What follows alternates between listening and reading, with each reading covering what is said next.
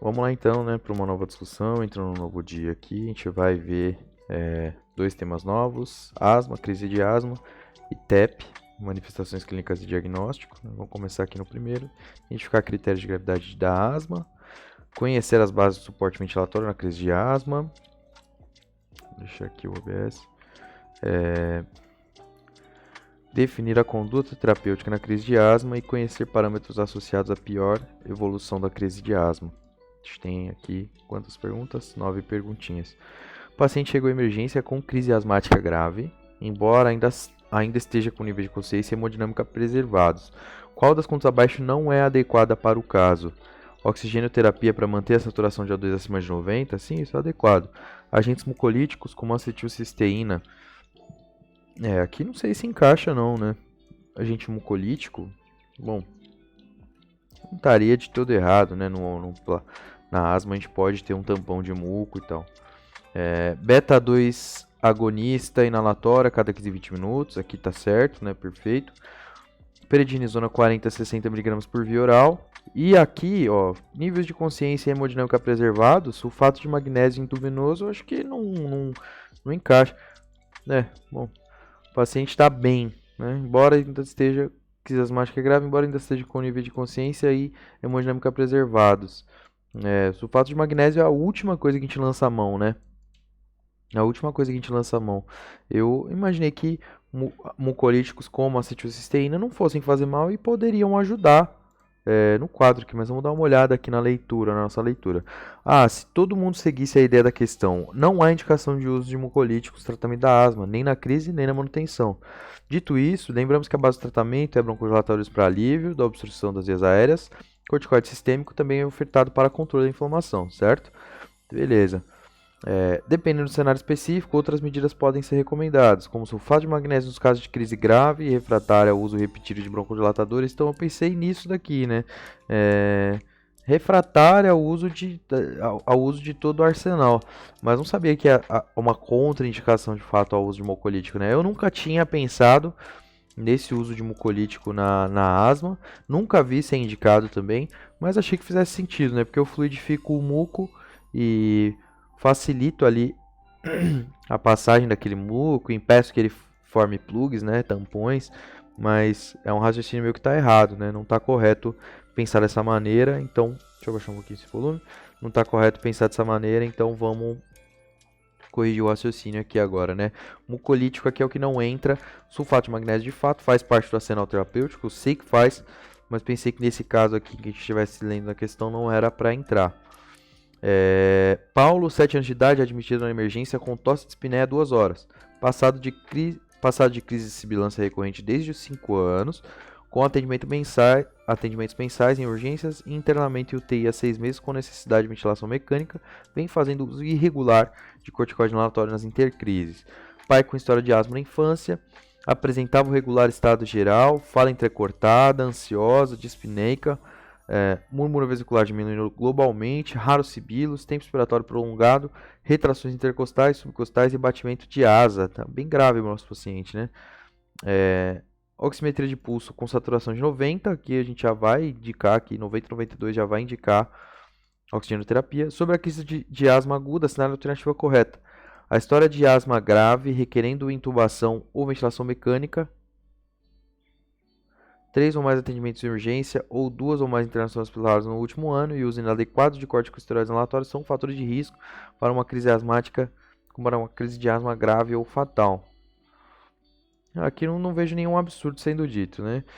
O corticoide está indicado nos pacientes que não respondem à terapêutica inicial como broncodilatador na primeira hora ou naqueles com risco de uma exacerbação grave. O uso venoso oferece melhoração e deve ser preconizado sempre que disponível. Aqui não é bem assim, né? O uso venoso oferece melhoração de fato, mas não é para usar sempre que disponível. Sempre que disponível, o brometo de pratópio deve ser associado ao beta-2 para o tratamento das crises de asma. Dentre os benefícios dessa associação, temos um menor tempo de permanência na emergência e uma redução no número de nebulizações requeridas pelo paciente. Essa aqui é uma afirmação que eu acho bastante interessante, acho que vou ficar com essa. Sulfato de magnésio não demonstrou benefício no tratamento da emergência? Não, demonstra sim, tanto que ele é indicado. O uso de beta-2 agonista constitui a primeira linha de tratamento da crise da asma. Os estudos atuais não mostram diferença na ação do uso de beta-2 por via oral, por aerossol dosimetrado ou por nebulização. Eu acho que no paciente com crise de asma aguda tem diferença sim. Porque esse paciente com crise de asma aguda não vai conseguir fazer uso aqui, né, do via oral. Eu vou de C aqui e a resposta era A. A história prévia de asma grave, requerendo intubação ou ventilação mecânica, 3 ou mais atendimentos em urgência ou 2 ou mais internações hospitalares no último ano e uso inadequado de corticosteroide inalatório são fatores de risco para uma crise de asma grave ou fatal. Encaixa bastante, né? Um comentário que encaixa bastante. Vamos dar uma olhada aqui nas alternativas. Então, a alternativa completamente correta ao afirmar que história e tal, isso aqui ele só repete, né? Só repete. Aqui eu achei que fosse correta é a C aqui. Vamos ver a B. A corticoterapia nas exacerbações de asma é preconizada, especialmente naquelas crises moderadas graves e muito graves, refratários ao primeiro resgate com beta-2 agonista e com histórico de corticoterapia e tal. Pode ser utilizada tanto via endovenosa ou oral, preferindo-se esta por ser menos invasiva, né? Claro, então sempre que disponível aqui não vai usar corticoide via endovenoso. A associação do bromidipatrópio e pratrópio ao beta-2 de curta é possível, especialmente nas crises moderadas graves e principalmente se refratária ao primeiro resgate com beta-2 de curta, reduzindo a necessidade de internação hospitalar. Mas aqui, né, sempre que possível deve ser. Então não é essa a ideia. Essa é uma ideia que é sugerida pela minha doutora em pediatria, aqui no Hospital Los Angeles, né, que sempre que a gente puder fazer associação com o ipratrópio, né, com atrovente, e porque o paciente vai embora mais rápido, precisa de menos nebulização, etc. Né? Sempre que puder, ela fala só, a única limitação para nós aqui é com a medicação cara, mas que é para fazer sempre. Sulfato de magnésio endovenoso aqui, não, esse aqui eu já vi. E o E. O uso de beta-2 agonista constitui a primeira linha de tratamento da crise asmática, sendo idealmente administrado via aerossol dosimetrado, PUF. Né? Então, idealmente é para usar por aerossol dosimetrado, e aí no segundo momento aí, se o paciente não puder, não tiver foi impossível para ele fazer inspiração profunda, a gente vai fazer por micronebulização. Mas errei, né? 2 perguntas de crise que eu já errei aqui, de 9.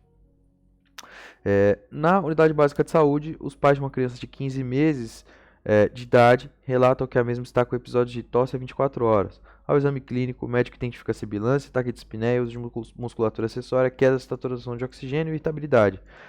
15 meses, né? Difícil dizer, né? Os pais utilizaram em casa salbutamol inalado acoplado a espaçador na dose de 2 a 4 jatos de 4 em 4 horas. A criança não melhorou. Além de ofertar oxigenoterapia, que outra recomendação é obrigatória para o caso? Aqui. Indicar hospitalização e manter as inalações 15 meses, acho que é 6 meses, né? 15 meses não. Acrescentar brometo de pratrópio às inalações, solicitar radiografia de tórax e manter as inalações, iniciar corticosteroide oral. Acho que iniciar corticosteroide oral aqui é o que encaixa mais, né? Indicar hospitalização e manter as inalações. Meu paciente está muito mal. Sibilância, ataque de espinéia, uso de musculatura, queda de saturação, irritabilidade. Queda na saturação, mas não me fala de quanto. E aí é isso mesmo, né? Iniciar corticosteroide oral. Ora, estamos diante de uma provável crise de asma. Além de suporte e broncodilatadores inalados, é fundamental a oferta de corticosteroide para controle da inflamação. Obviamente a resposta não será imediata, mas é importante para o controle da crise nas horas seguintes. Importante lembrar que no caso citado, continuaremos com o uso de broncodilatador inalatório, agora em ambiente hospitalar, né? Com certeza. Aqui sem dúvidas. Vou dar uma olhada aqui, questão bem grande, discursiva, da USP. Homem de 54 anos de idade com antecedente de asma controlado em uso domiciliar somente de salbutamol spray crises, certo? Sem outras doenças conhecidas e sem alergia a medicamentos. Procura pronto atendimento com queixa de coriza amarelada. Deixa eu tomar um pouquinho de água.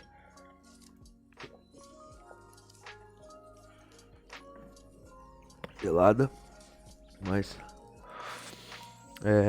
procura Pronto atendimento com queixa de cores amarelada, tosse produtiva, mialgia, cefaleia, febre de 39 graus e...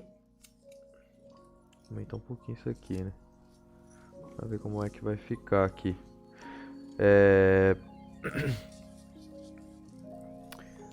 Passando hoje a acrescentar dispneia intensa. É avaliado pela equipe de acolhimento de enfermagem que o encaminha à sala de emergência para avaliação inicial.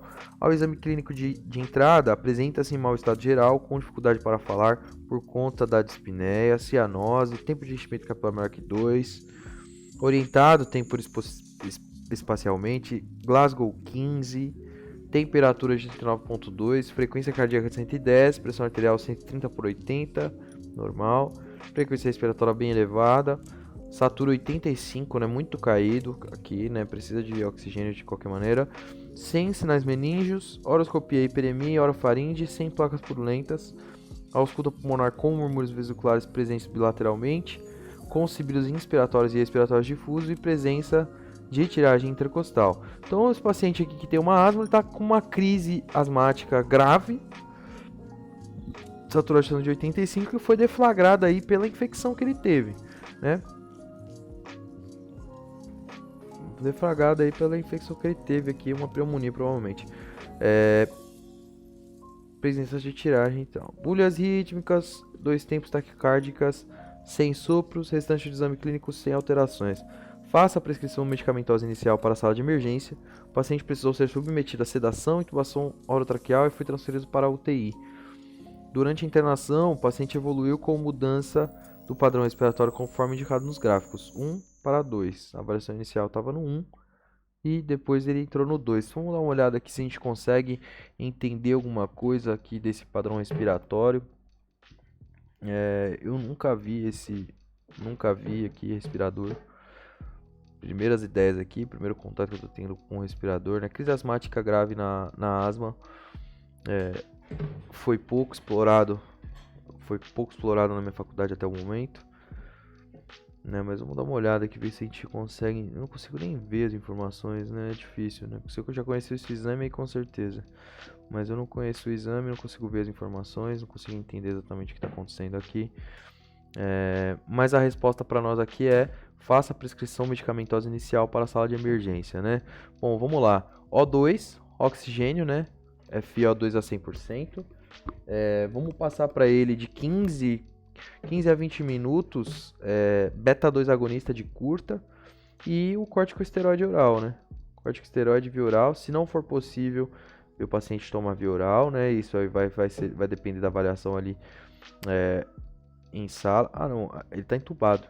O paciente precisou ser submetido à sedação e intubação traqueal e foi transferido para a UTI. Então a gente vai fazer esse beta-2 aqui, vai ser endotubo. A gente vai fazer, ele está entubado, então ele já está com oxigenoterapia. E a gente vai fazer também o corticosteroide por via endovenosa, né? Metilprednisolona. Salbutamol fenoterol, né? Via inalatória. Então, mas aí o paciente O paciente está oxigênio inalatório, tá? Salbutamol fenoterol, via inalatória, mas o paciente tá entubado. Bom, é via inalatória de qualquer maneira, né? Via inalatória de qualquer maneira, né? Endotubo, mas é via inalatória. Aí, anticolinérgico de curta, hidrocortisona, metilprednisolona, via intravenosa ou oral. Oral como? O cara tá entubado. O Oseltamivir via oral. Tem que fazer o Oseltamivir? Curioso, né? Vamos dar uma olhada aqui, então. Paciente com diagnóstico prévio de asma, de entrada no PS com insuficiência respiratória por broncoespasmo grave, provavelmente desencadeado por infecção respiratória. E por que sabemos que é a crise grave? Vamos lembrar os critérios da GINA que sugerem crise asmática grave. Fala entrecortada, tronco curvado para frente, agitação, taquipnea maior que 30, utilização de musculatura, frequência cardíaca elevada, saturação de O2 menor que 90 e pico de fluxo menor que 50% do previsto. Veja que nosso paciente apresenta dificuldade para falar devido à dispneia e hipoxemia. Não há dúvida se estamos diante de uma crise grave, sim. E agora, quais as medidas iniciais para um paciente com crise asmática grave? Medidas para broncodilatação imediata e concomitante, corticosteroides para redução da inflamação, reduzindo riscos de deterioração. Ou seja, oxigênio concomitante à terapia inalatória com salbutamol fenoterol, né, beta-2 agonista de curta, via inalatória, ipratrópio, anticolinético de curta, né, na crise asmática grave a gente já faz associação, metilprednisolona, né, intravenosa. No paciente da questão, é pouco provável que seja possível a oferta de medicação oral pela gravidade da dispneia. É o que eu pensei. Adicionalmente, como nossa hipótese diagnóstica foi de crise asmática desencadeada por infecção respiratória nesse caso, devemos prever o antimicrobiano para o germe mais provável, celtamivir pensando em influenza. Difícil, né? Importante lembrar que se esse paciente fosse atendido após a pandemia de 2020, também deveríamos colocar coronavírus no diagnóstico diferencial, especialmente se houver alterações radiológicas compatíveis. Interessante aqui. Vamos aproveitar a questão para lembrar alguns conceitos de ventilação mecânica. Primeiramente, é preciso recordar a curva de pressão do sistema respiratório. Não, aqui ainda preciso estudar, né? Ventilação mecânica ainda preciso estudar. Então aqui eu nem vou fazer essa leitura, né? Uma leitura que vai exigir bastante. Que eu preciso estudar ventilação mecânica.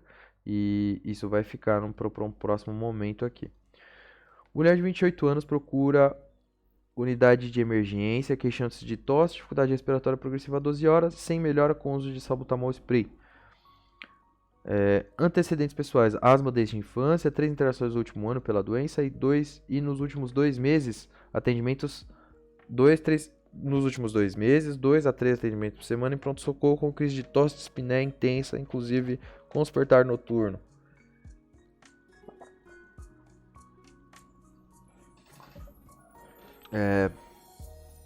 Vamos lá. Como é que ela tá agora? Exame físico, PA 160/70, frequência cardíaca maior que 120, frequência respiratória de 30, oximetria de pulso de 90, consciente agitada, sudoreica, frases curtas entrecortadas, retração intercostal acentuada, pulmões, murmúrio vesicular diminuído globalmente. A classificação do quadro agudo de asma e a conduta são asma grave ou muito grave. Aqui é asma grave, né? E aí, qual que é a indicação aqui? Grave, oxigênio, inalação com beta-2 mais ipratrópio e prednisona. Ou beta-2, só beta-2 e metilprednisolona. Acho que é aqui, né? Beta-2 mais ipratrópio e prednisona. Tá errado. Muito grave. Oxigênio, inalação com beta-2 e metilprednisolona. Vamos dar uma olhadinha aqui. Veja que nesse caso... Tá. De asma grave. A asma grave eu sei que ela tem, porque é muito grave. Veja que nesse caso o paciente apresenta murmúrio diminuído globalmente, ou seja, sem aparente broncoespasmo. Porém, a ausência de sibilos em crise asmática pode indicar obstrução muito grave, pois o fluxo de ar é tão reduzido que não é capaz de gerar sibilos. Deste modo, dispneia e tórax silencioso podem ser sinais iminentes de fadiga e insuficiência ventilatória. Estamos diante de uma paciente com crise muito grave de asma, com risco de morte. Então é isso, né? Ela não está saturando tão baixo quanto o outro paciente estava, né? Mas aqui a gente tem silêncio, né? Tórax silencioso, silêncio auscultatório. E aí seria muito grave a nossa classificação da asma, né? Achei estranho porque aqui a gente tem indicação com beta-2 mais ipratrópio, né? Ipratrópio tem todos os efeitos que a gente já falou. No sentido de reduzir o tempo de internação, etc. Mas a resposta era D, né? Muito grave, inalação com beta-2 e metilprednisolona intravenosa.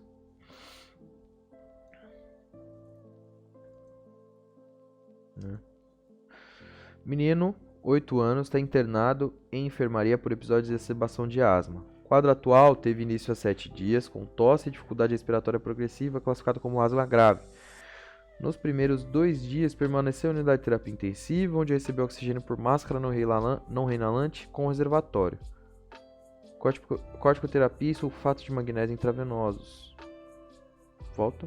Os primeiros 2 dias permaneceu em UTI, onde recebeu oxigênio por máscara não inalante com reservatório, corticoterapia e sulfato de magnésio intravenoso, beta-2 agonista e brometo de pratrópio inalatório, sem necessidade de intubação traqueal. Antecedentes pessoais, asma há 3 anos, em uso irregular das medicações prescritas. As orientações que o paciente deve receber na alta são: corticoterapia oral por mais 4 semanas, isso aqui é muito tempo. Corticoterapia inalatória diária e, nos episódios agudos, salbutamol spray oral a cada 6 horas por até 24 horas no domicílio. Não.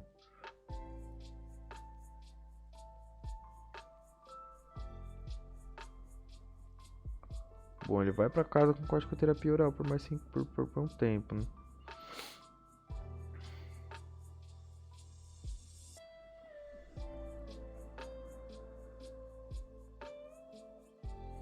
Ele já tá internado, na verdade, né? Então, na teoria, ele vai ficar internado fazendo esse antibiótico que a gente tá passando.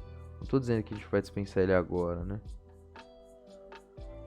Corticoterapia inalatória diária e, nos episódios agudos, salbutamol spray oral a cada 6 horas para até 24 horas no domicílio. Não é assim que faz isso aqui. Corticoterapia inalatória diária nos episódios agudos, salbutamol spray oral a cada 20 minutos por até 1 hora no domicílio.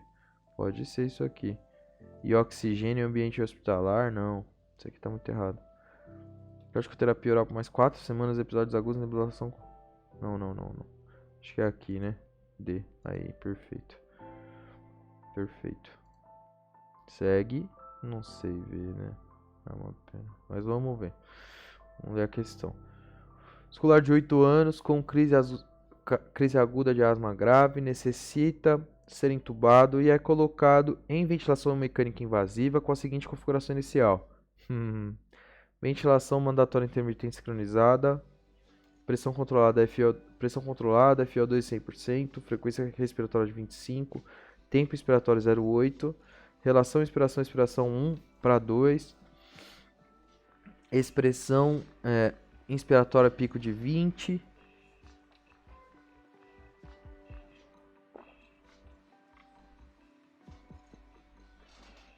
sensibilidade -2, a gasometria arterial colitada 30 minutos após mostrar pH de 7.2, PO2 120, a monitoração gráfica evidencia qual ajuste indicado na configuração do ventilador. Aumentar a PIP. Vamos ver aqui, ele está com acidose, então eu preciso tentar jogar mais CO2 para fora. Essa é a ideia. Aumentar a frequência respiratória para 30? Não. Reduzir a frequência respiratória, se eu reduzir ele acumula mais ainda. Aumentar o tempo expiratório para 1 segundo. Aumentar a frequência, ele vai jogar mais CO2 para fora. Mas se aumentar o tempo expiratório também vai jogar. Aumentar o PIP, que é a pressão expiratória. Pressão expiratória positiva no final da expiração. Então tem a indicação certa para essa parada aqui, né? Aumentar a frequência respiratória para 30 não faz sentido, vai cansar o músculo. Aumentar o tempo expiratório para 1 segundo vai aumentar o tempo que ele está jogando CO2 para fora. Mas não era. Reduzir a frequência respiratória para 20. Por que reduzir? Meu problema aqui não é o acúmulo de CO2. Se eu reduzir, eu não vou acumular ainda mais CO2?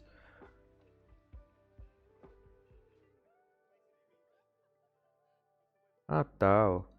PO2 120, ele não precisa disso.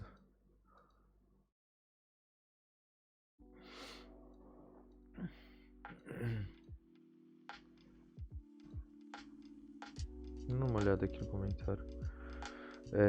Esse aqui eu achei interessante. O achado gasométrico é a acidose respiratória, tá bom. Há 2 mecanismos para isso: baixo volume minuto e hiperinsuflação pela dificuldade de exalar o ar. Se o mecanismo principal for baixo volume minuto, a conduta adequada é aumentar o volume corrente ou frequência respiratória. Entretanto, em pacientes doentes obstrutivos, o mecanismo principal de hipercapnia é o acúmulo de ar ao final da expiração, pela dificuldade de soltar o ar, decorrente da redução do calibre das vias aéreas.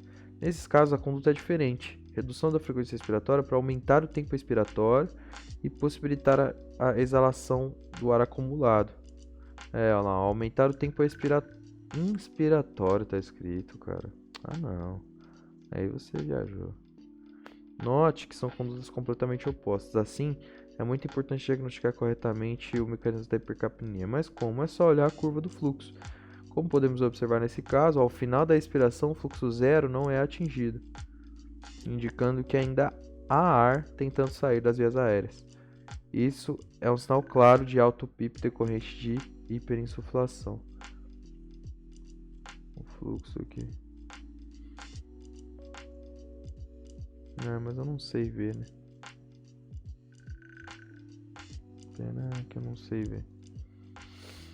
Alguns dados da história clínica de uma pessoa asmática indicam um maior risco de evolução para uma crise de asma quase fatal ou fatal.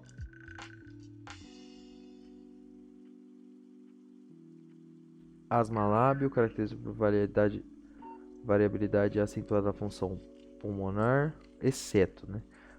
Má percepção do grau de obstrução por parte do paciente.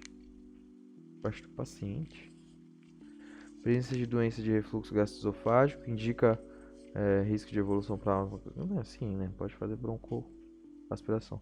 Baixo nível socioeconômico sempre é, né? Um risco para piorar. Intubação prévia por asma faz sentido ser. Agora, asma lábio, má percepção do paciente, do grau de obstrução por parte do paciente, pode ser também, né? Asma lábio caracterizada por variabilidade acentuada da função pulmonar. Difícil, hein? Presença de doença do refluxo.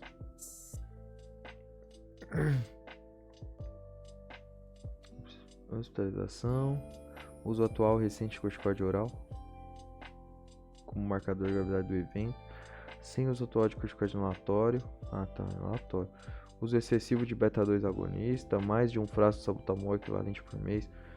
História de doença psiquiátrica, baixo nível socioeconômico, baixa aderência às medicações de asma ou plano de ação, alergia a alimentos. Além disso, a percepção reduzida da gravidade dos sintomas e a labilidade de alterações funcionais contribui para a baixa adesão ao tratamento e risco de crises fatais. Tá? A presença de refluxo gastroesofágico é bastante prevalente em pacientes asmáticos e está associada ao descontrole dos sintomas, entretanto sem risco adicional de crises fatais ou quase fatais. Nossa, mas o paciente tem refluxo gastroesofágico, ele vai broncoaspirar. Bom, precisaria de alguém aqui para me explicar melhor. Na avaliação da gravidade de um paciente com crise asmática, são indicativos de gravidade, exceto frequência cardíaca acima de 90 e acima de 120, isso aqui.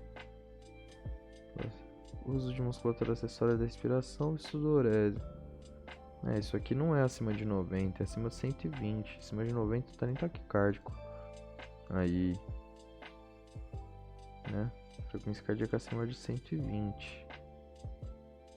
Então, beleza. Identificar critérios de gravidade da asma, não exatamente. Conhecer as bases do suporte ventilatório, com certeza não. Definir a conduta terapêutica na crise de asma, aqui talvez sim, né? Conhecer parâmetros associados à pior evolução da crise de asma, não exatamente também, né? Vamos salvar aqui, salvar o arquivo. Asma. Vamos salvar o arquivo aqui como asma. Não é para fazer porque já tem outro, né? Então não dá para salvar aqui porque já tem outro. Esse aqui então eu vou salvar no desktop só para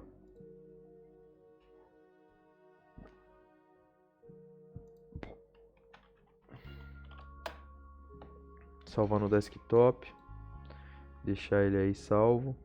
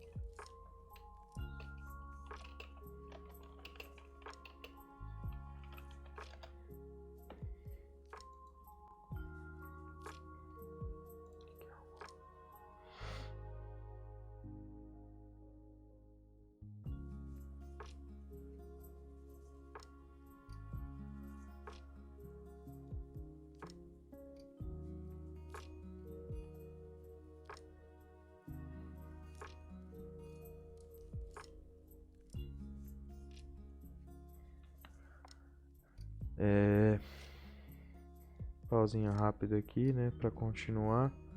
Salvei aqui o arquivo de asma. Depois eu vou assistir aqui essa orientação do professor para ver qual que é a grande discussão aqui na crise de asma. E quais são os pontos, né? Crise de asma 2019, aula asma aguda e tal. Mas vamos seguir aqui com outro tema que é TEP, né? Tromboembolismo pulmonar. A gente tem 12 perguntas para resolver sobre TEP, já está com 30 minutos de gravação. Dentro de TEP, a gente vai ver manifestações clínicas e diagnóstico. Quadro clássico, conhecer o quadro clássico relacionado à TEP, usar adequadamente o dímero D no arsenal diagnóstico da TEP, conhecer o principal método de diagnóstico na investigação de TEP, reconhecer achados possíveis em exames subsidiários para TEP, mas que não confirmam ou afastam o diagnóstico. Conhecer métodos usados na avaliação prognóstica na TEP e diferenciar TEP de embolia gordurosa. Vamos lá aqui então. Scores de risco são utilizados para avaliar a probabilidade diagnóstica de tromboembolismo pulmonar. Para o cálculo do score de Wells, são critérios avaliados exceto. Difícil, né? Presença de malignidade, tenho certeza que sim. Taquipneia de início súbito, eu acho que isso aqui não é. Taquicardia, presença de hemóptise. Aí, ó. Taquipneia de início súbito. Vamos dar uma olhada aqui, então. 7 variáveis com pontuações distintas. Muito difícil de gravar aqui o critério de Wells. Os critérios de Wells. Pergunta Dan Higgs, 2020. E como avaliamos o score de Wells? Bom, pontuações distintas. Outro diagnóstico é pouco provável? Esse daqui é interessante, né? Outro diagnóstico é pouco provável? 3 pontos. Sinais e sintomas de trombose venosa profunda? 3 pontos. Taquicardia? 1,5 ponto. Mobilização cirúrgica nas últimas 4 semanas? TVP, TEP prévios?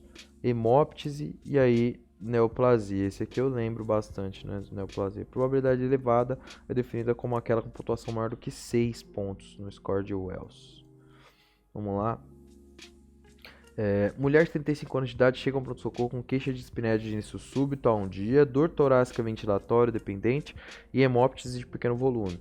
Antecedentes pessoais asmática, tabagista, tem uso de contraceptivo oral e fratura de membro inferior direito há 30 dias com imobilização por 2 semanas. Exame físico, né? Então, aqui ela tá um bolo de TVP.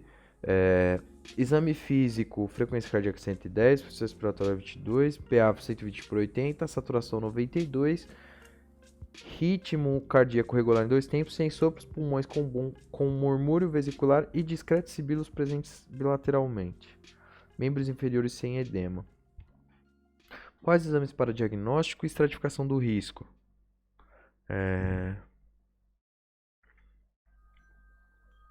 Dímero D que tá aqui, né? Radiografia de tórax, eletrocardiograma e dímero D. Angiotomografia computadorizada de tórax, eletrocardiograma e dímero D. Radiografia de tórax, peak flow, cintilografia pulmonar, eletrocardiograma e dosagem sérica de troponina. Não, troponina não. Agora, radiografia de tórax, o que ela vai me trazer na TEP exatamente? Angiotomografia seria perfeito, né? Mas não é. Angiotomografia, ecocardiograma e dosagem sérica do BNP. Nunca que eu respondesse que certo. Paciente com dor torácica e dispneia súbitas apresentando 2 fatores de risco para tromboembolia. Uso de anticoncepcional oral e cirurgia recente. E o tabagismo. Nem precisamos calcular o score de Wells para saber que estamos diante de um paciente com alta probabilidade de TEP. Mas vamos aproveitar para revisar. Outro diagnóstico é menos provável, asma, DPOC, infarto, tal, menos provável, beleza? Taquicardia ela tem, imobilização, cirurgia recente, hemóptise, beleza. Então, TEP improvável 0,1 ou provável maior ou igual a 2. Neste caso, podemos ir direto para a confirmação com angiotomografia de tórax, protocolo TEP, sem necessidade de dímero D. Esse exame, tá. Então, vamos lá, vamos aprender a usar o dímero D, né? Esse exame só ajuda se a probabilidade clínica for baixa. Afinal, se a probabilidade de TEP é alta, o resultado de dímero D negativo não reduzirá as chances de ser TEP. Logo, é de pouca utilidade nessa situação. Após iniciar a anticoagulação e confirmar o diagnóstico, devemos avaliar as chances da paciente deteriorar nas próximas horas, a chamada estratificação de risco. Para isso, basta lembrarmos do principal mecanismo que culmina o pior prognóstico de TEP, que é a disfunção de câmaras direitas, que pode levar a choque cardiogênico grave e óbito. Alguns exames para avaliar esse risco são o ecocardiograma, pelo tamanho e função das câmaras direitas, sim, disponível avaliar o tamanho das câmaras na tomografia, e troponina e BNP. Ele não fala de BNP, de troponina, né? Aqui fala de troponina, mas está pedindo cintilografia. Então é isso mesmo, angiotomografia do tórax. Eu só vou usar o dímero D então se a probabilidade de TEP for baixa. Se a probabilidade de TEP já for alta demais, o dímero D negativo não vai me ajudar. O dímero D positivo só vai me dizer o que eu já sei, né? Então é isso. Ele é bom para descartar TEP. Analise as seguintes afirmações a respeito do papel da dosagem de dímero D na avaliação dos pacientes com eventos tromboembólicos venosos agudos. O grau de elevação dos níveis de dímero D não está relacionado com a extensão da trombose venosa. Eu acho que isso aqui é verdadeiro. Em pacientes com baixa probabilidade clínica de trombose venosa profunda, o teste de dímero D negativo praticamente exclui o diagnóstico. Isso aqui é verdadeiro. O teste de dímero D tem alta especificidade para a embolia pulmonar. Eu acho que tem alta sensibilidade, né? Acho que são 1 e 2. Apenas 2. Então o grau de elevação de dímero D está relacionado com a extensão da trombose.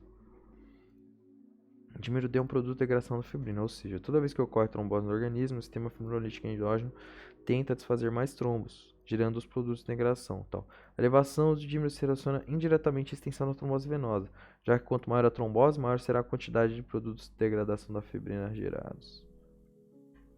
Faz sentido. Assinale a alternativa que contém fatores de risco para TEP, para tromboembolismo venoso, né? TVP. Idade menor que 40, plaquetopenia, anemia ferropriva, desnutrição, insuficiência cardíaca congestiva, aqui sim, né? Plaquetopenia e neoplasia. Plaquetopenia e neoplasia, não. Nutrição, acidente vascular encefálico. Acho que eu vou mais de insuficiência cardíaca congestiva. Tá, insuficiência cardíaca congestiva mesmo. São situações que interferem na tríade de Virchow. Lembra? Que é a êxtase, né, no caso. No caso da insuficiência cardíaca congestiva. Tríade de Virchow sugere que pacientes apresentam 2 ou 3 fatores. Possuem risco elevado para trombose, hipercoagulabilidade, estase venosa e lesão endotelial.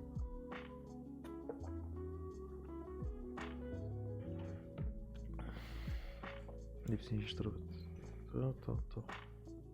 mas vamos lá, acertou a questão. Mulher de 25 anos de idade, há 48 horas, iniciou dor torácica ventilatória dependente à direita de moderada intensidade. Foi avaliada no pronto-socorro com radiografia de tórax normal, liberada com um anti-inflamatório não hormonal. Pra que o anti-inflamatório? Não sabe o que é, velho. Retornou após 24 horas ao pronto-socorro com a dor a mesma coisa,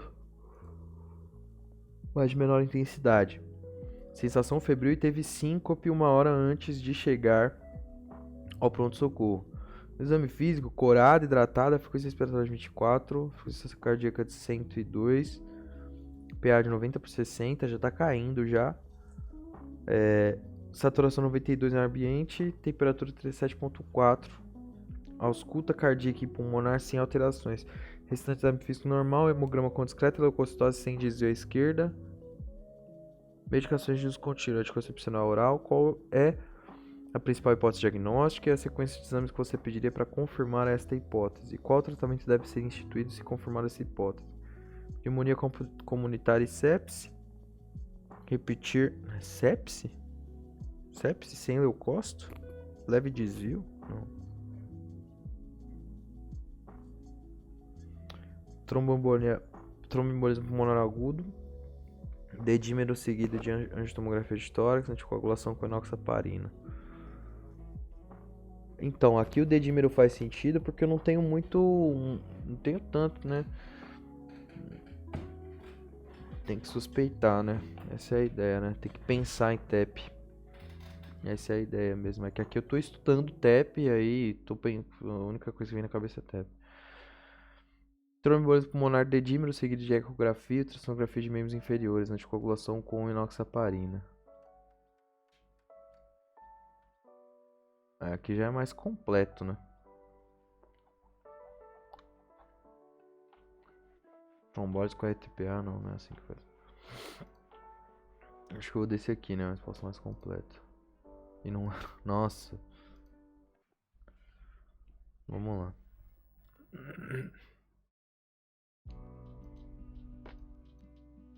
Parada cardíaca, choque obstrutivo. Hipotensão persistente. Apesar do caso não ter fornecido dados necessários para se ter certeza dos critérios acima, a única alternativa possível é. Por quê? Vamos lá. Outro diagnóstico é menos provável: asma, DPOC exacerbadas, infarto ou pneumotórax.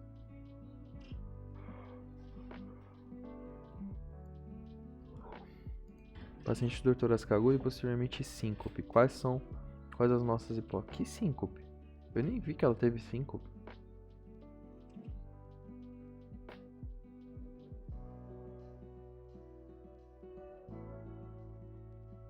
Cadê? Ela não teve síncope.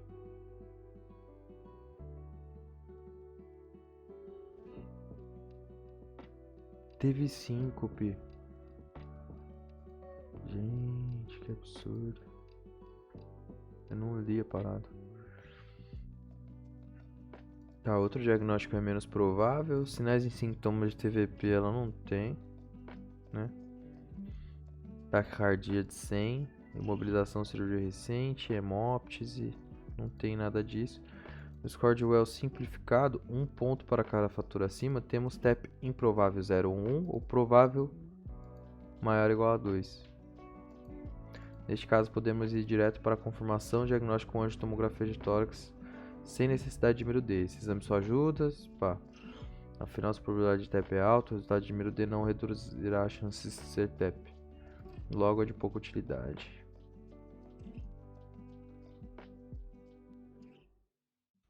E aqui eu vou fazer RTPA se eu tiver parada cardíaca, choque obstrutivo, PA sistólica menor que 90 ou com vasopressores necessários para atingir PA maior que 90, com pressões de enchimento adequadas em combinação com hipoperfusão de órgão-alvo. Hipotensão persistente, PA sistólica menor que 90 ou declínio da PA sistólica maior que 40 por mais de 15 minutos, não causada por arritmia de início recente, hipovolemia ou sepse. Nunca que eu acertaria aquilo. Quando nos deparamos com o caso de tromboembolismo venoso, devemos pensar nas seguintes situações relacionadas como fatores de risco, exceto neoplasia, cirurgia, fratura de coluna, insuficiência renal, reposição hormonal pós-menopáusica. Insuficiência renal? Insuficiência renal, TEP? Não sei. Bom, o paciente fica pró-coagulante, né? Fratura de coluna que eu não sei. Cirurgia ortopédica sim, neoplasia de pâncreas. Neoplasia, né, de modo geral. Fratura de coluna. Insuficiência renal, o paciente fica... Insuficiência renal, o paciente fica hemorrágico, né?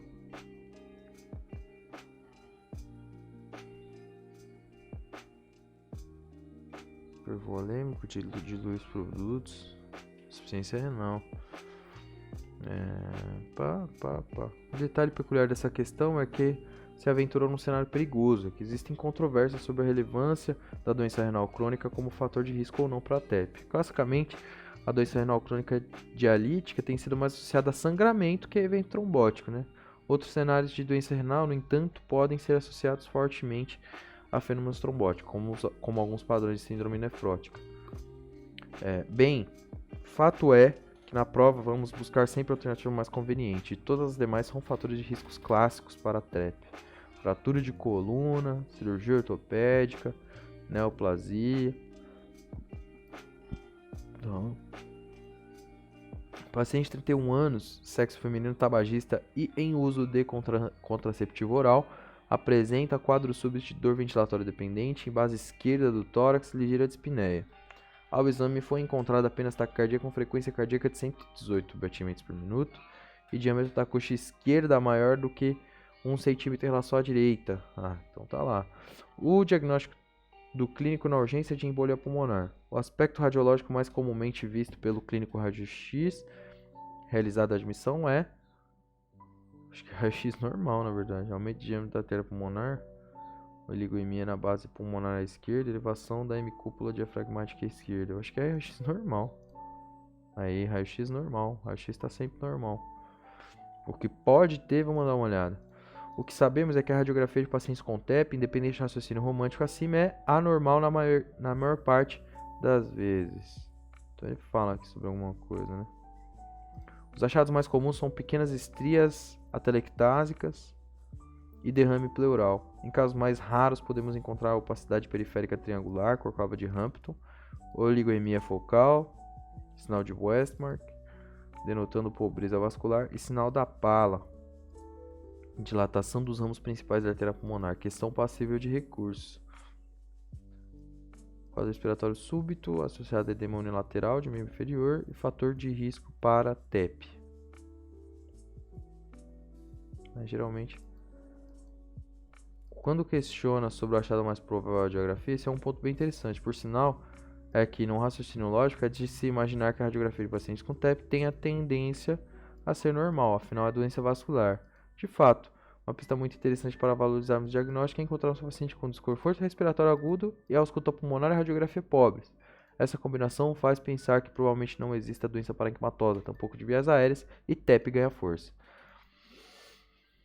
Uma mulher de 24 anos puérpera de 15 dias foi levada ao pronto-socorro por causa de dispneia súbita e dor ventilatória dependente no hemitórax direito.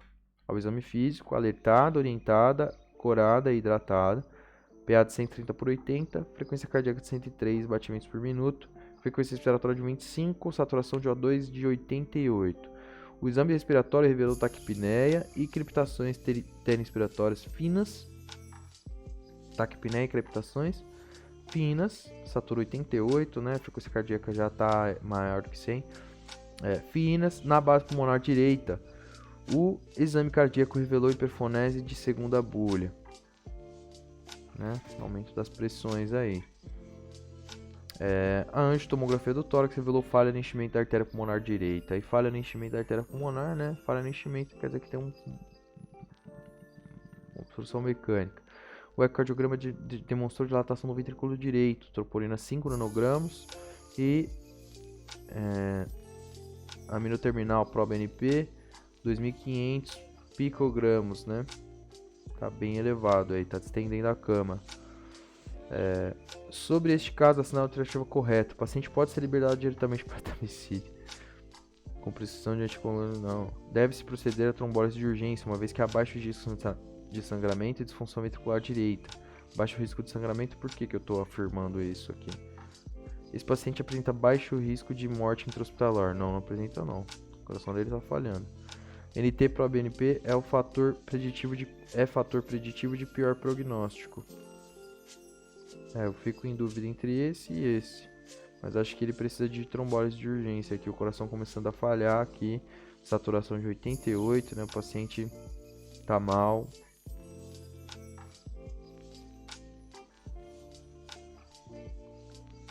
O paciente tá mal, tô vendo o trombo, né? Vamos trombolizar, acho que essa é a ideia. E não. Não é.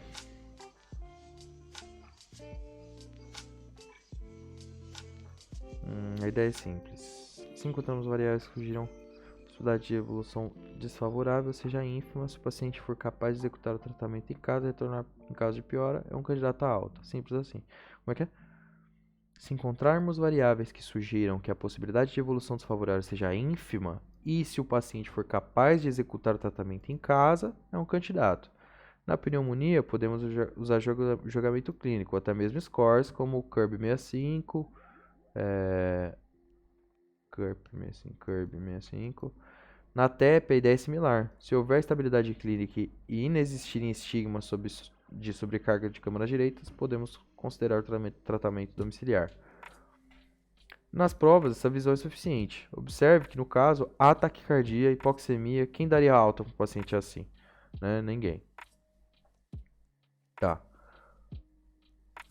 Vamos lembrar a dinâmica da avaliação no risco de morte para pacientes com TEP. Não. Pá, beleza.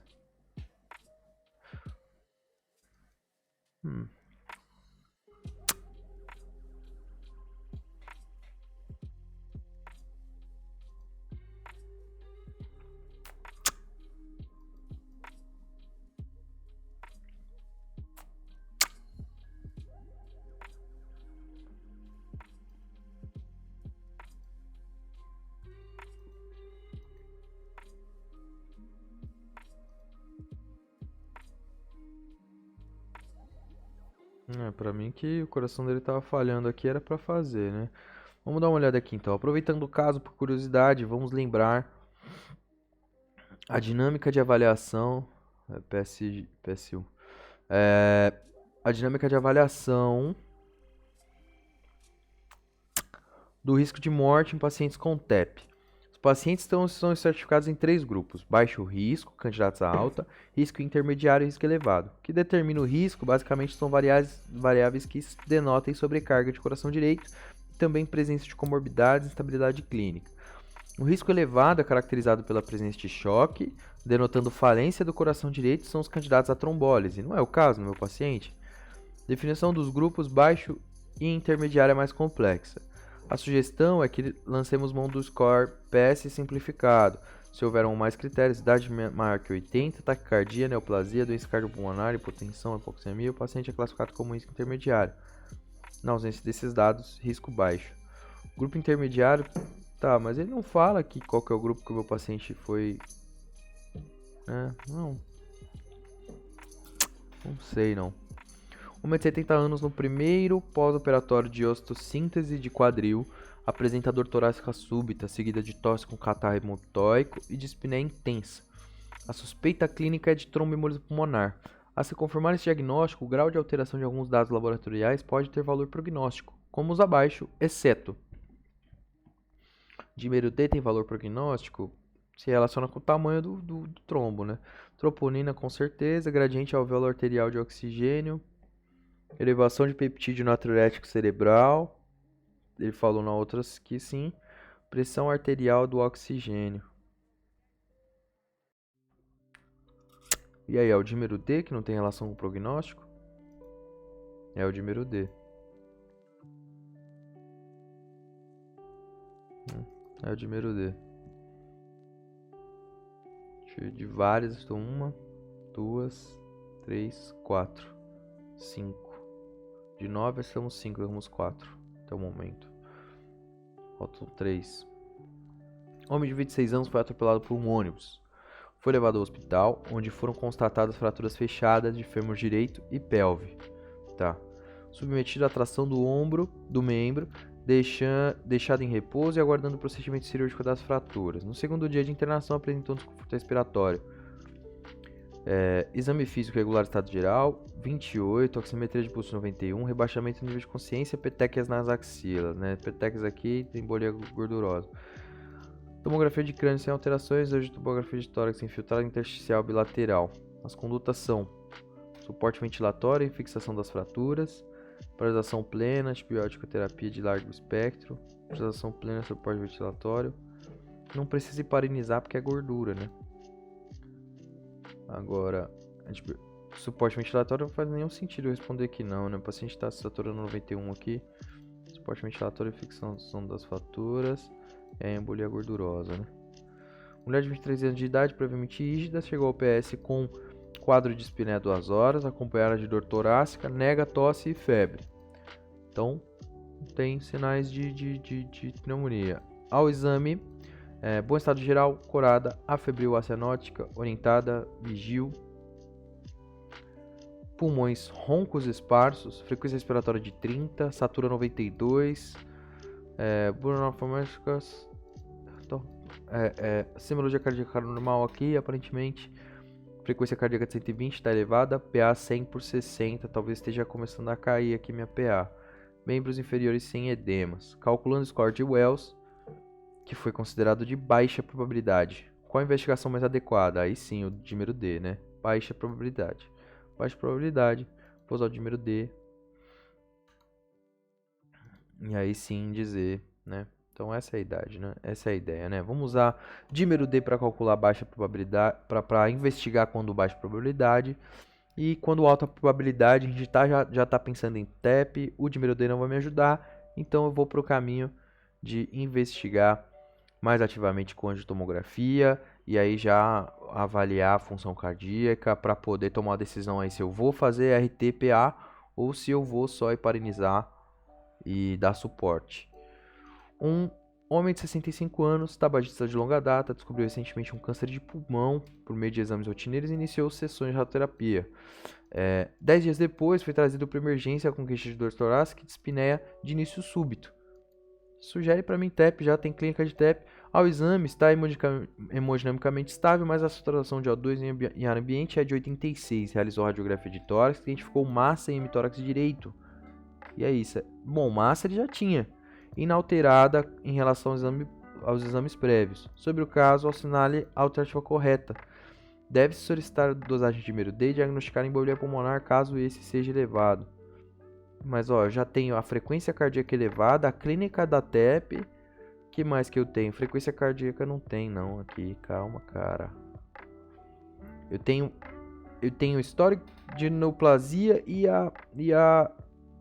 os sintomas de TEP aqui. Eu não preciso de mais nada. Eu já tenho duas ideias. O exame de escolha deve-se realizar um Doppler de membro inferior e a probabilidade de embolia será mínima, caso este seja normal. Não é bem assim, pode vir de outros lugares. O exame de escolha para o diagnóstico de embolia pulmonar, nesse caso, é uma tomografia de tórax. A existência de doença pulmonar de base dificulta a interpretação da cintilografia de ventilação-perfusão. Essa aqui é uma afirmação que faz sentido.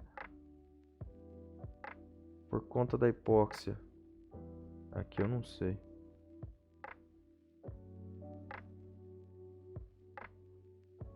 A melhor opção terapêutica para o caso é o uso de heparina debaixo por alguns dias, o uso de warfarin por tempo prolongado. É isso que a gente vai fazer, né? Esse paciente com alto risco de hemóptise, eu vou fazer heparina e mais warfarin. Angiotomografia de tórax, existência de doença pulmonar de base. Mas aí a angiotomografia de tórax eu vou fazer para ver o trombo, né? Para ver o trombo e depois qualquer ideia. Trombolítico. Essa hipóxia aqui sugere que ele faça saturação em ar ambiente, né? Não, eu gostaria de responder C aqui.